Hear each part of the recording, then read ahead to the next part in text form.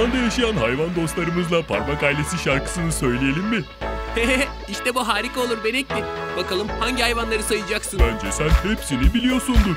Olsun, Parmak Ailesi oynamak çok eğlenceli. Hem bizi izleyen arkadaşlar da bizimle birlikte söyler bu şarkıyı. Hadi başla. Aslan parmak neredesin? Buradayım, işte buradayım.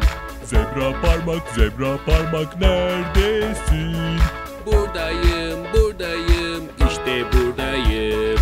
Zürafa parmak neredesin? Buradayım, işte buradayım. Fil parmak neredesin? Buradayım, işte buradayım.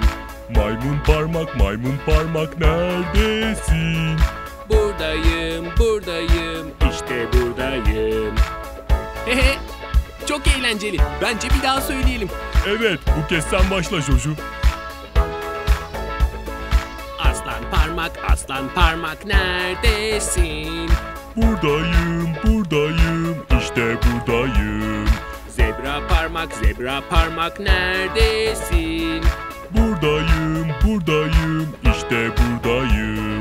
Zürafa parmak neredesin? Buradayım, işte buradayım. Fil parmak neredesin?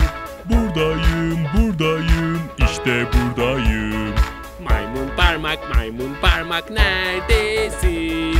Buradayım, işte buradayım.